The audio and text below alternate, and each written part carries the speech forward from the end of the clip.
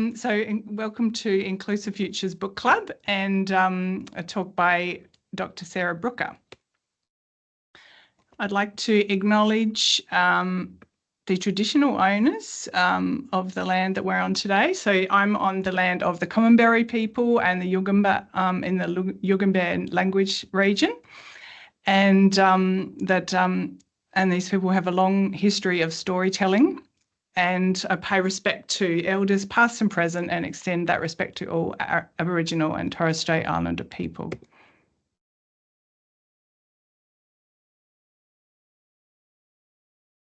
So my name is Maretta Mann and I'm part of the Inclusive Futures Reimagining Disability team at Griffith University.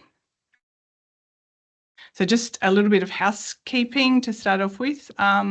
We have live captions available to access on your computer or device. So please scan the QR code if you need to. And there are also there's also the option of having auto-generated captions in Microsoft Teams. We aim to be accessible and inclusive. If there's something we've overlooked, please let us know, either in the chat or you can send us an email at Inclusive Futures. We are also recording this session. I think the recording has started. If you don't want to be part of the recording, you can turn off your video image, and then it's up to you whether you would like to ask questions. And so please, during the presentation, if you could set your audio to mute, and then there'll be an opportunity for Q&A at the end. And if you have any questions, type them in the chat. You're welcome to do that as we go along or as you think of them, and we can make sure that we address them at the end of the presentation. So I have a great pleasure in introducing our speaker today, Dr. Sarah Brooker. So I came across Sarah because it was through someone signing up to our Inclusive Futures Hub, and I'm not sure who that was. So if you're here today, thank you so much, because it was an excellent recommendation. It suggested that we feature My Lucky Stroke as a book in our book club. So before then, I hadn't come across Sarah. And I've literally just finished reading Sarah's book, and honestly can say that it was a fabulous book. It's just so interesting. There's so much that I didn't know about stroke and the impact that it has on someone's life. And so thank you so much, Sarah, for sharing that story with the world. Unfortunately, the book isn't in print at the moment, but I was really lucky to get a copy secondhand from a bookshop in New South Wales, and they posted it to me. And yeah, it's absolutely a wonderful story. It's actually full of humour, which I didn't really expect, given potentially such a serious topic. But just absolutely fascinating to read about Sarah's life since the accident, but I'll let her tell you more about that. And I have some questions myself if there's some time. So. In 2002, Sarah was only 20 years old and on the brink of realising her dream. She had graduated from Monash University and was about to become a neuroscientist. Then a series of catastrophic events, a stroke, a car accident, a coma, and she was robbed at that life forever. Since her stroke and recovery, Sarah has completed several university degrees, including returning to neuroscience to complete her PhD. She has worked as a rehabilitation counsellor, radio DJ, a student support officer, and finally found her place as a teacher. So please welcome Sarah, who's come to share her story with us today. And the QR code here will send you to, I think, Amazon's ebook, which is available to purchase. And I will stop sharing now, and I hope you'll have much more success sharing your screen, Sarah.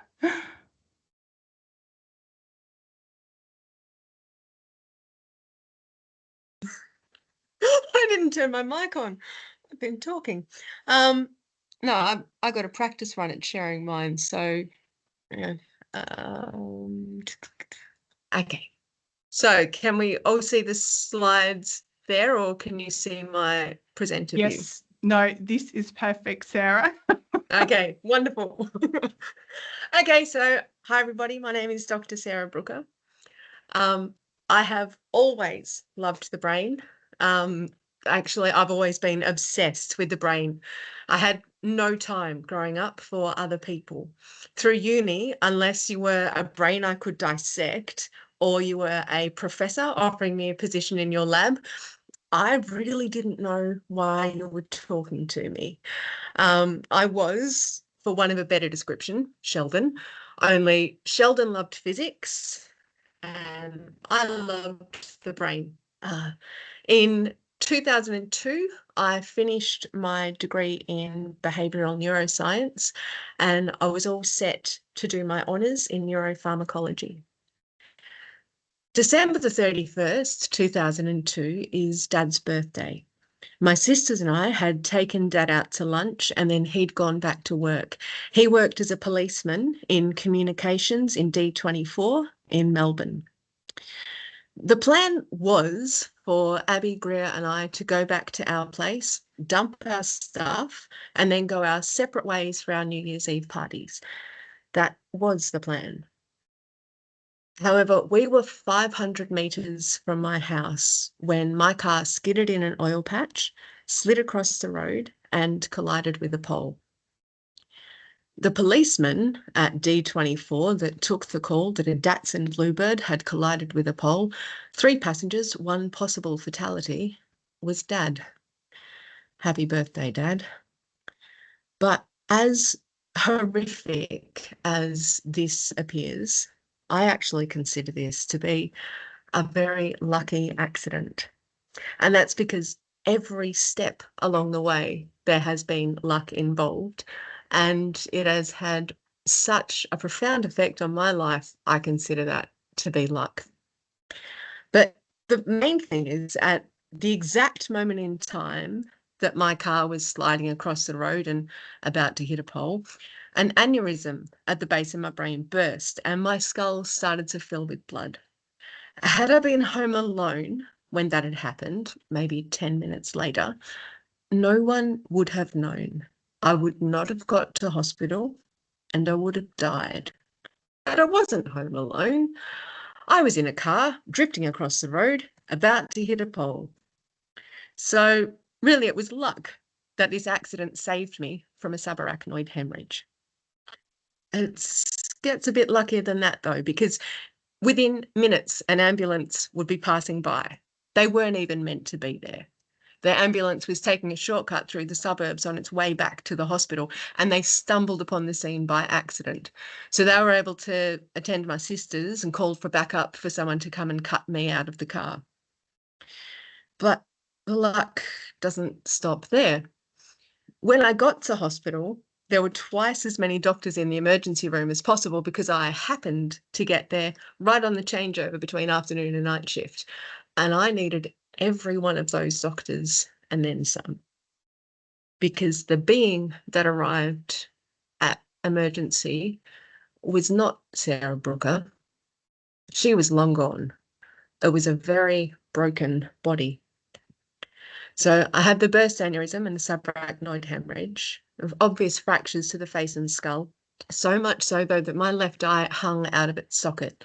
My lungs had filled with fluid and needed to be drained immediately. And another stroke of luck, I'd cracked C1 at the top of my spine, and yet I had no spinal damage. So I'd still be able to walk, I'd still be able to stand. The story in the family is that they wheeled this body past my mother, just happened to, in emergency, and she didn't recognise me as her own daughter. That's how broken I was. Less urgent things were treated the next day. And again, it's brilliant how everything is relative. Can you imagine turning up to emergency with your thigh bone snapped in two and being told, sorry, we have to deal with that tomorrow. We've got more pressing things. Because that's what happened. But I wasn't conscious for that, so I've got no actual idea of what was said. I just know they didn't treat my thigh bone for another day. I was in a coma for the next 3 weeks. And then as I woke up, I started to get aggressive and confused, and I kept pulling the tubes and wires out of my body. And so they kept me for an induced coma for the week after. As horrific as this all is, it really is just broken bones and torn tissues. And this would all heal. This can be restored. It was over the next 10 years that we'd find things that weren't made in the initial diagnosis that would have a really profound effect on my life. So I thought I'd go through a couple of them now. First thing that we found was 2 months after the accident. I'd only just been released from hospital and I was just starting rehab. It was my first day of rehab. I was doing good for the morning, but then I started to get tired and fatigued and angry and violent, and then I passed out. So bells and sirens, back to hospital, and the doctors couldn't work out what it was, honestly, until a young endocrinologist looked at a picture of my brain and said, Sarah doesn't have a pituitary gland. Do you think that could be it? And she was right. See, your pituitary gland is a little region at the base of your brain, and it's responsible for producing all of your hormones. Without a pituitary gland, I didn't have access to cortisol.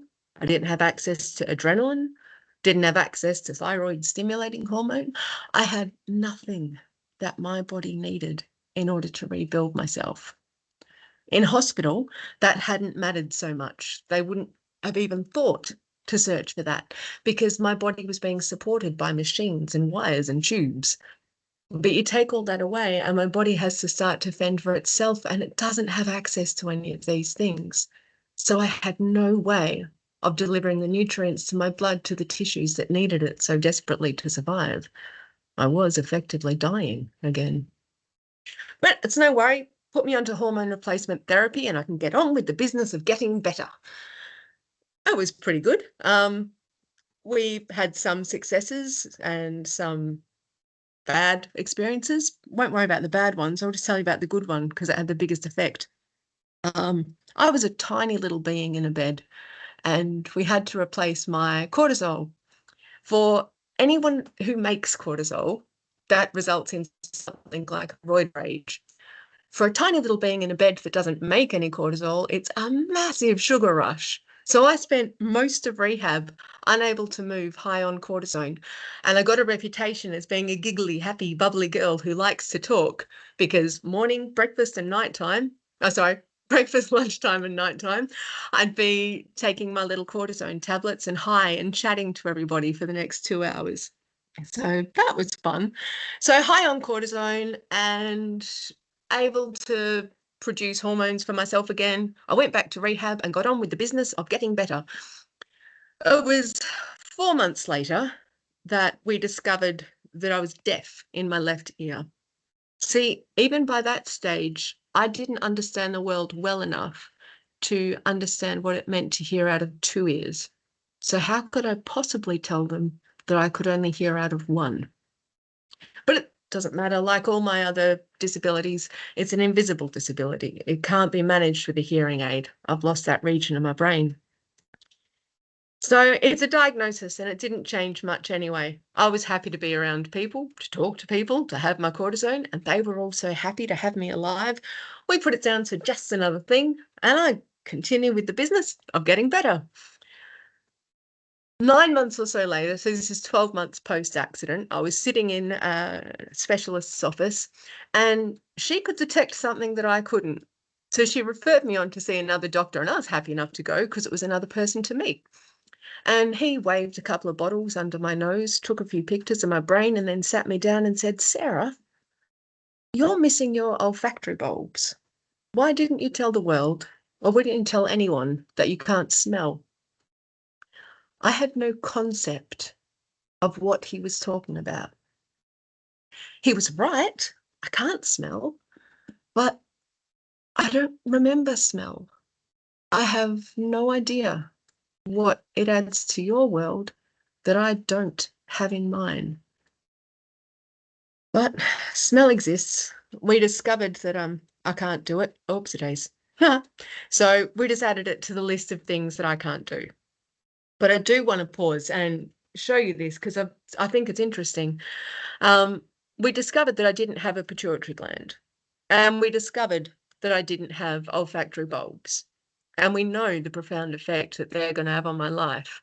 But we didn't even consider the other regions of the brain that I might have lost. All that we did was put it down to acquired brain injury. So for the next 10 years, every little thing that was wrong with me or that I did awkwardly, people just put down to the new Sarah. They put it down to this blind thought of acquired brain injury. And that might have had a huge effect on my recovery had I known the things I know now. Well, I'll get back to that because for now, aside from all of this, the loss of pituitary gland, the fact that I was deaf, the fact that I couldn't smell, all my broken bones, it all paled in comparison to the thing that was obvious to me from the moment I woke up. And that was I had no memory of who I had been before the accident. I had none of the stories of who I had been in the first 20 years of my life. But it's a crazy thing about the brain because you've got your facts and you've got your stories. I still remembered every single fact that I had learned. And remember, I had been Sheldon. So I woke up from the coma knowing nothing but neuroscience. I was a being in a bed surrounded by white, and occasionally men with clipboards would come in and ask me questions about the brain. So I could only come to one conclusion. I must be some sort of guru. But the time came when I learned that actually I wasn't a guru. I was a thing called a patient in a place called hospital. And soon they would send me to a place called rehab, where I would learn to walk and talk and eat again. I had no concept of any of those things. I had no memory of doing any of those things. I had to learn all of those things. But I tried to tell them I couldn't walk. I had no memory of that. Besides, walking was for vertical beings, and I was definitely a horizontal being. I couldn't even sit up without throwing up. I couldn't talk. I had all these tubes down my throat. Didn't they see that? How was I going to talk if I had these tubes? And eating just did not make sense. In fact, it disgusted me. The fact that you would put something in your mouth and then swallow it, it was horrific. It was a skill that I had to learn. The day came that I did go to rehab, and I actually found it to be utterly delightful.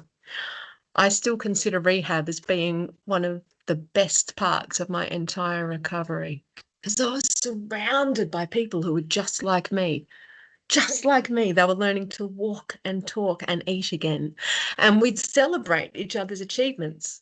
We celebrated the day that I sat up in my bed and swung my legs over the edge of the bed for the first time. We celebrated the first steps that each other took. But I just thought I'd stop and tell you one quick story about one of the patients in rehab, because I think it kind of paints our world really well. Tony was a truck driver, but he'd been a pedestrian in his accident. He was hit by a truck. Oh no, he was hit by a car and woke up a couple of months later, and just like me, had to learn to walk, talk and eat again. But the doctors told him that actually he was never going to walk again. Had Tony been in the outside world when this had happened, that would have been a catastrophe, because the outside world is not made for people in wheelchairs. Try as we people in wheelchairs, we are in the minority. Safety zones like this.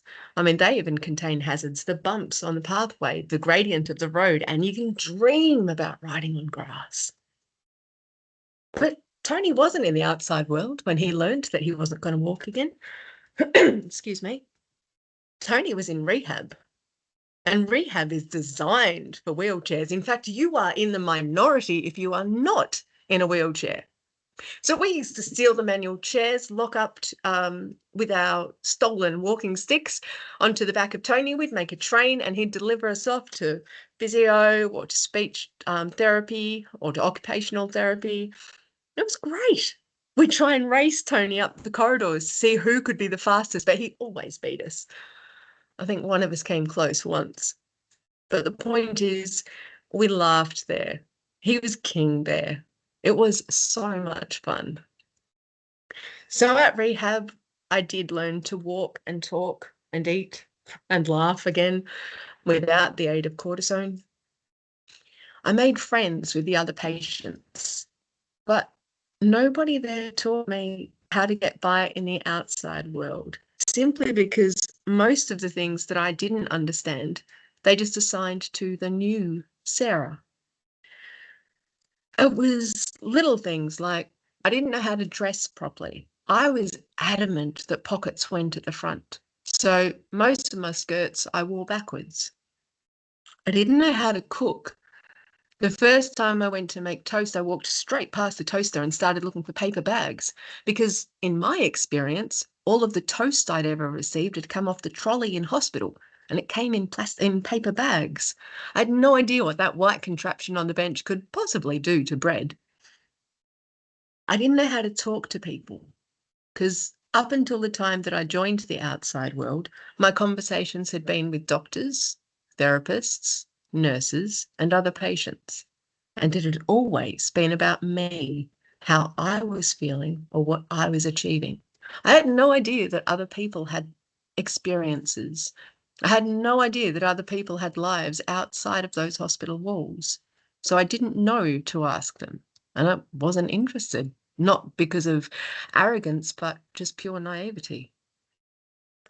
When I left rehab, I was just as likely to approach a stranger in a bus stop and tell them what I had for breakfast as tell them when I had my last bowel movement, because they were the two things I was asked the most by nurses.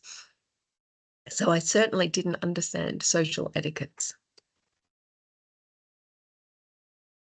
But I just thought I'd remind everybody that I still had this passion and this knowledge about the brain. I could tell you everything about the way the brain worked. I was so smart in that regard. It was just the rest of the world that confused me. I thought I'd show you a story of how addled my brain was when I left rehab.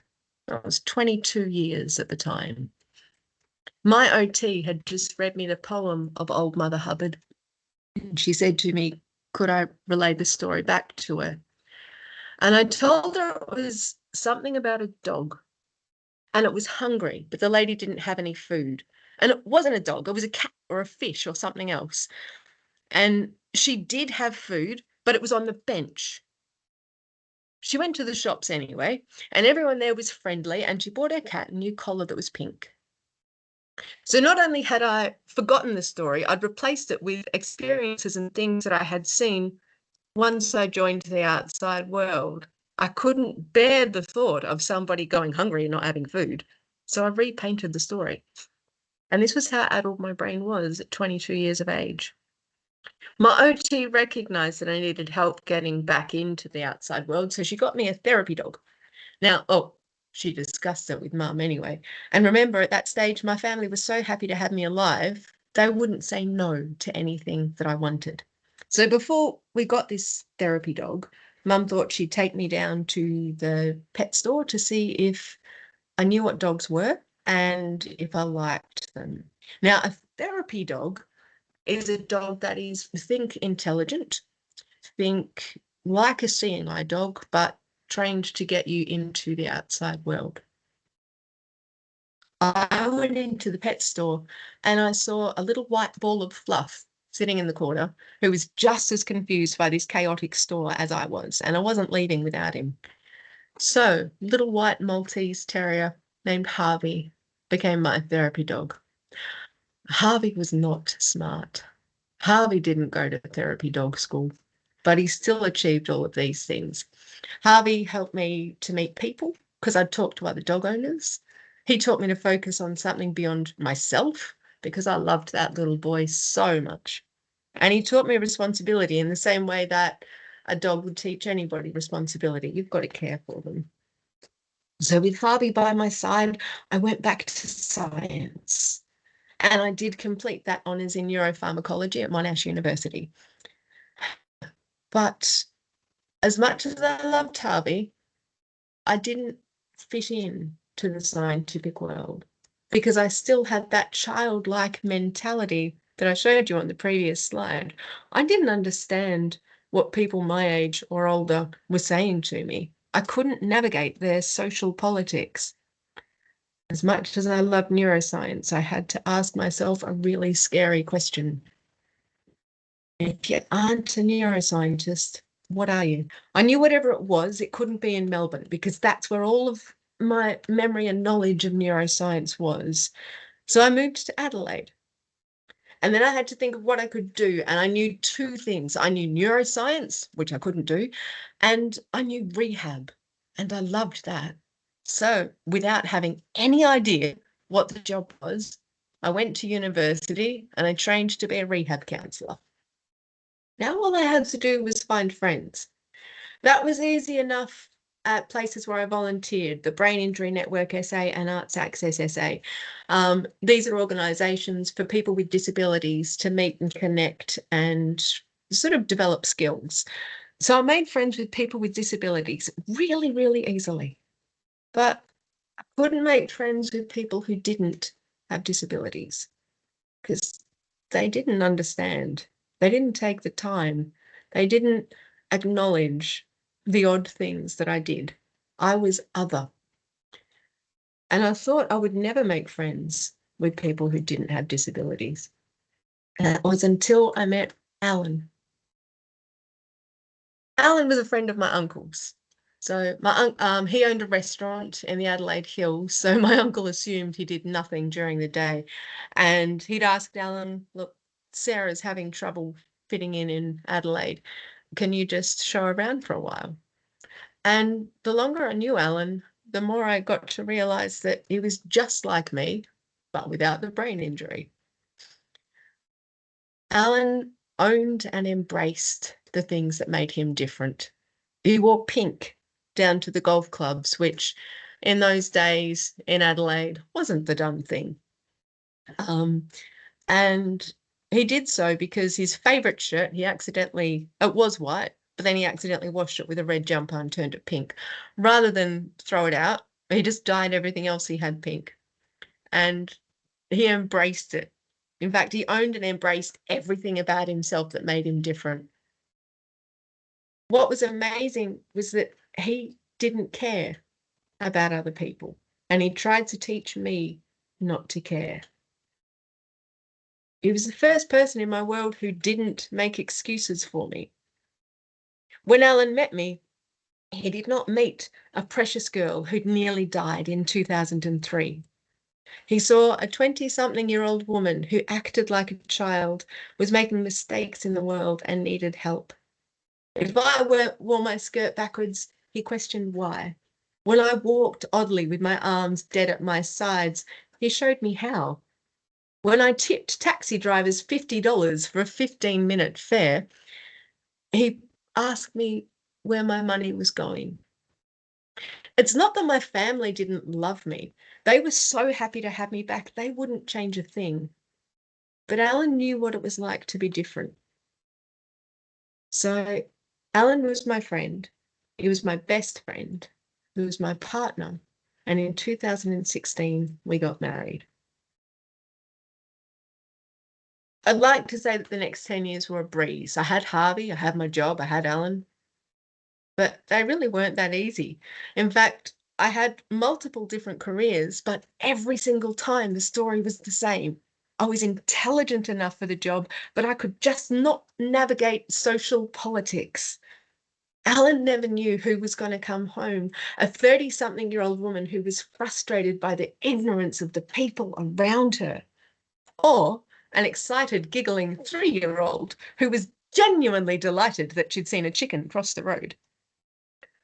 The moods changed nightly, hourly, and Alan never knew who to expect.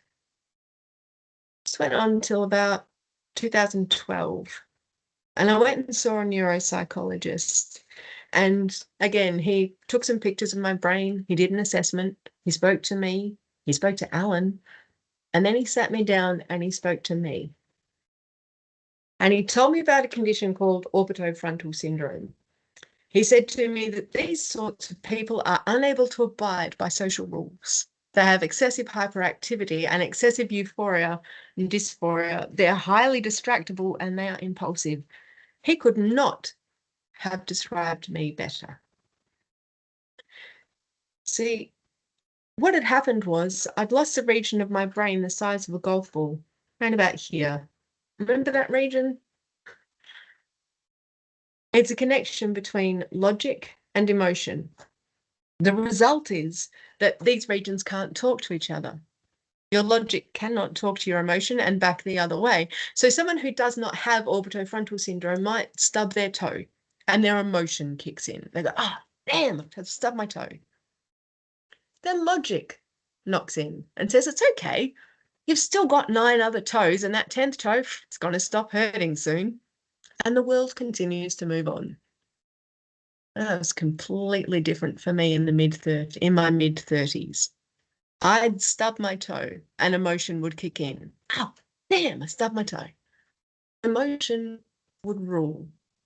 Logic had no way of taking over. There was no way to calm me down. I'd start to cry. I'd cry some more. Then the toe would have stopped hurting by now, but I'd have forgotten the initial incident. All I knew is that I was crying, and I'd forget why I was crying, so I'd panic, and I'd just know that I was upset, and I'd be inconsolable for the next few hours until Alan came along, tried to put the pieces together and explained to me, Sarah, 3 hours ago, you stubbed your toe. Calm down. There is so much power in a diagnosis, because by knowing that I had something called orbitofrontal syndrome meant that it had a name. That meant there were other people out there who lived like this. There were other people out there who managed this. So all I had to do, surely, was learn when I was behaving this way and learn how to stop doing that. But how do you do that?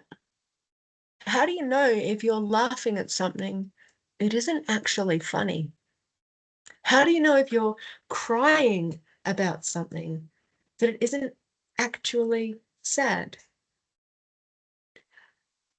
I had to rely really heavily on Alan to learn to do this. But what could he do?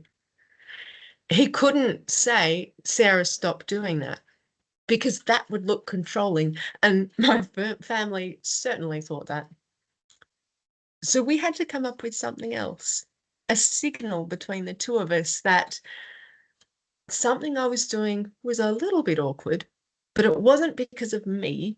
It was because there was a hole in my brain the size of a golf ball. So that's what we called it, golf balling. And if I was laughing that a chicken crossed the road, Alan would say, Sarah, are you golf balling? If I would offer a taxi driver a tip that was just insane, Alan would say, Sarah, is that golf balling? No one else had to know, and it was our little signal, and it's become a phrase in our household, and it has got me so far. So I just thought I'd come back to this because it's a good segue to the end of the story. In the end, I did go back to science and I did complete my PhD. But as with the last time, I learned that I was not cut out for the scientific world. Pre-accident Sarah might have been. She was serious, but I certainly wasn't. But during my PhD, I did a teaching component and I loved those days. So I figured maybe I ought to be a teacher. So I went back to university to study to be a teacher. And on the first day, we were sitting in the lecture hall and someone from the Disability Liaison Unit came in. And she stood in front of the crowd and she said, "If you need our help, we are here. And don't worry, we won't disclose anything." And I was so offended. In my mind, a failure to disclose perpetuates ignorance, and ignorance only made it harder to survive. Failure to disclose the fact that I can't hear out of my left side makes it impossible for me to talk to people over there and ask them to stand on the failure to disclose that I can't smell. Nowadays, I teach science. So if I don't tell them that I can't smell, how could the kids understand why I'm so scared to teach in a science lab where there's gas taps that I can't detect and I can't protect the kids from? But worse yet, failure to disclose about orbitofrontal syndrome means people don't know it's a thing. And they don't understand when these silly little foibles that are Sarah, when they occur, it's not my fault. It's due to a golf ball in my brain. So I've decided something must be done. The world must be educated. So I contacted the one person who I thought could educate Australia all at once. And this was my favourite radio show at the time. This is back in the days of radio, not podcasts. And I contacted Richard Fidler, Conversations with Richard Fidler on ABC. And told him my story, and he said yes, he'd love to have me on. So we had a little chat on air. And then a few months later, a company called me up and said, "Sarah, would you like to publish a book?" And so I did, because I think I do have a story to tell. Once upon a time, there was a girl. She was smart and passionate about facts and the truth. She was a neuroscientist. There was a subarachnoid hemorrhage and a car accident. Then she ceased to exist, and I woke up in her place. Now I know who I am. I'm a woman with an acquired brain injury and an odd sense of humour. I'm a twin, a relief teacher, and a wife. I am Sarah Brooker. Thank you. I don't know how to end it. You can stop sharing your screen, or you can just, if you That's what I like. mean. I don't know where this stop sharing is. Oh, there it is. Found it. Got it. Top right. Thank you. And we're seeing lots of congratulations and love hearts floating around. So I think everyone enjoyed that as much as I did. Your story is just incredible, Sarah. And I think, like you say, actually sharing that with the world is hopefully changing attitudes about disability and helping people to learn about brain injury. What do you think? So I guess because I'm sitting here in a university and it appears to me that, so you did finished an honours degree and a PhD as the new Sarah, which is amazing, and yet you didn't feel that was home in the university. So I'm just wondering, is there anything that we can do as universities to make, because it seemed like the social side of the university or the research world was really maybe the most challenging thing, or is there anything, do you think, that could have been done to support that better? Well, no, it was. There's two things, and I'll address the second one, but before I do that, when kids say to me, "If you're a doctor, why are you a teacher now, miss?" Probably I was lonely, but it was the type of research I was doing too, because I was doing a lot of animal work, and it was a mouse model of Parkinson's first, and then a mouse model of Alzheimer's disease for the PhD. And mice don't celebrate birthdays, and they don't celebrate Christmas, and they don't celebrate Mother's Day. And so I was spending maybe 12 hours a day in the animal lab 7 days a week for about 2, maybe 3 years. So that was part of the loneliness. But as far as the way you can support, I don't think so. I think it is more a cultural understanding in general, because I genuinely find it funny if a chicken's crossing the road. I always will.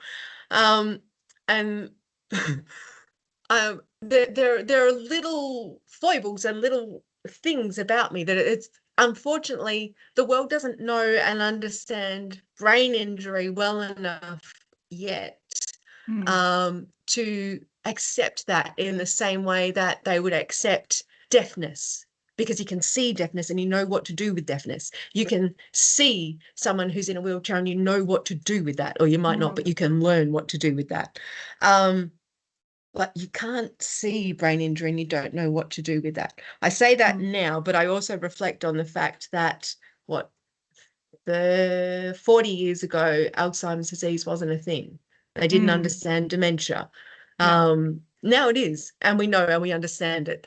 And I think it's a matter of time like that, that within the circles of people with disabilities that I hung out with when I first came to Adelaide, we all knew and we all understood. And it was part of our mainstream, what's the word? Zeitgeist? That thing, experience, your world. But it isn't yet in the mainstream, and I think it would it's a time thing and an education thing, not necessarily a university only thing. That's an everything.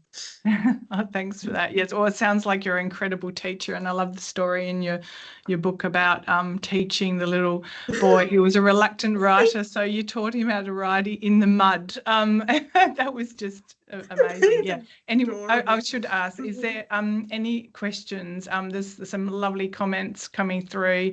Really appreciative audience on the comments. But does anyone have a question?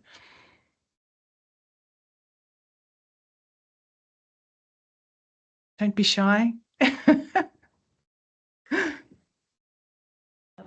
I just found the comments. Okay, I'll read through them while I'm waiting. I'll say while I'm doing it, in the presentation, the picture for my lucky stroke, I don't know if you still have that. So the first copy, the copy that you had, just as what I was saying to you off air, the copy that you had is the one that you'll be able to get in secondhand bookshops everywhere, but that's out of print. So I'm trying or thinking of republishing, and that second one is going to be the new front cover to look out for. I'm happy to put that back up again. Well, if you need a cheer squad to encourage someone to reprint your book, I think you've got a few people here. Oh, I'm sorry, I've got nothing for you to buy. Buy my merchandise. We have Lisa Cox has just put a question in the chat. She says, have you experienced or have an opinion about academic ableism? I don't quite know how to interpret that. What in my world, I don't have a definition for academic ableism. Not too sure what you mean. Sorry. Who are is it, Lisa? Lisa, can you just chuck in a quick definition to me for academic ableism? Because I don't know. What does that mean? I'm really slow typer. Is it easier if I speak? Yes. Hello. Firstly, thank you very much for your presentation. Hard relate to so much of it. I've had an ABI now for nearly 20 years, and re-entering the academic world, for me, I'm wondering if, I suppose, academic ableism, discrimination because you have a disability, academics don't disclose because it's considered to be a weakness, or I know ABI specifically, you can't possibly have half a brain cell to rub together if you have a disability, especially a brain injury. No, I'm sort of the opposite of that, and I'm sort of get narky over it.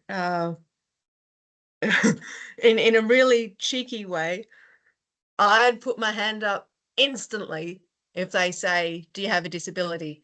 Partially because of that ableism, partially because that way they know, and if there are things that can help me, they will help me because I will need that help. The example is, I know this is not what you're talking about, so I will go to the serious side in a second, but this is also my sense of humour. When I did honours, even though I wasn't aware of it, I put my hand up for it and said, yeah, I've got brain injury, blah, blah, blah, blah, blah. I had access to the sleeping labs to go have a nap in the middle of the day. Now, genuinely, my brain did need that. I genuinely needed to sleep. But at the same time, I kind of did it because I had access to it. And I was going, ha, ha, ha, you don't. But in a serious mindset, yeah, I can see the fear one might have in an academic world to say, I have a brain injury. But at the same time, say, bugger you, I've got a brain injury and I am keeping up with you. And I can't swear, but I would. Yeah, I absolutely disclose all of my disabilities. I'm very vocal about that, visible and invisible. But it's more so I suppose, the experience you had with other academics, how they perceived you. Ah, right. I see what you're saying. Okay. The example would be through honours, it was not the academic side, because it was not the academic side that I couldn't keep up with. It was the social politics that I could not navigate. So I didn't understand if you were going to go out for coffee, what that meant. I didn't know that. I didn't understand when they were talking about what they did on the weekends. Why didn't they just go out and walk their dogs? Why did they have to do something else? I didn't understand think of back when you were in high school, the pettiness between the teenage girls. That's the social politics I couldn't understand. The academic stuff I kept up with and I could do, and nobody, but I was always the awkward one in the room. I would always be putting my foot in it and I would always be saying the wrong thing. So no, it was the social stuff that I couldn't do. But as far as my brain injury doing anything else, I don't think it did. But then again, I didn't have the awareness to know if it did. So yeah, I don't know. I don't know if that helps or not. Let's try and think of something more recent. No, because Jesus, even my PhD, I can't give you anything for that because I was the only Caucasian person in the lab. Everybody else was an overseas student. Shit. Yeah, no, sorry. I can't give anything to you on that. I don't know. Can I give you another question from someone else? So Julia, she says, my brain injury also impacted memory. How did you write your book? Over 5 years. Everybody else I know who's written a book wrote it in like less than 12 months. And I took 5 years. I did a lot of research. And the thing is with me, and I don't know how you handle your memory loss, but I keep everything. And I have like mountains upon mountains upon mountains of stuff post-accident to tell me. And then you'll notice that if you read the book, in the first half of it, there's lots of extracts from my twin sister who spoke about what was going on. And that was important to give her insight, but also important to tell the story because I couldn't remember it. And really only the first 2 chapters talk about pre-accident, Sarah. Oh, I've got 5 minutes left in my meeting. Is that right? Yes, I think so. Is that a little alarm bell up here? I've never used this before. That's all. It's a handy little reminder. We have another question. So Riona is asking, with the deafness that you have, do you find the attitude of people treating you differently simply because being deaf does not mean being not able to hear? it has other social implications like impatience, etc. And then she follows to say, I am deaf, by the way, since birth. I find your story very intriguing. Thank you for sharing. Oh, wow. No, I don't, because really the only place it impacts me is in the classroom where I teach. And the classrooms where I teach are full of teenage kids who are trying to test your boundaries anyway. So I would not say that there the deafness has any more any more of an impact than any of my other foibles, my memory, or I don't know if you can see on the camera, my eyes don't really move in sync. I talk a lot with my hands. All of it gets picked on by the kids. So I roll with it because it's part of my personality at school. But yeah, no, I don't really think. But so you've been deaf since birth. So your world would be. Can I ask both ears, or are you just one ear? Like, are you both sides deaf, or are you? Because that's curious. Oh, he disappeared. I That's think, cool. yeah, I think Riona speaks Auslan. Is that correct, Riona? Yeah. Okay, cool. Both profoundly So sensory Rihanna, do you have a hearing aid?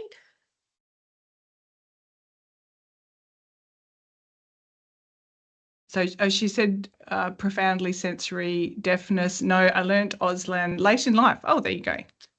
Oh, wow. Because she got tired of lip reading. Oh, how are you seeing these conversations? And I can't Sorry, I'm see just them. reading in the chat there. That's all right. That's okay. That's cool. Okay, then. Wow. Oh, that's really cool that you learned it later on. But no, because I would say because it's not a visible one, and because I've got so many other things kids can pick on, that I think out of all of them, it's probably the easiest for me to live with. I'm sorry, can't help with that. We're probably nearing, we've maybe one more question.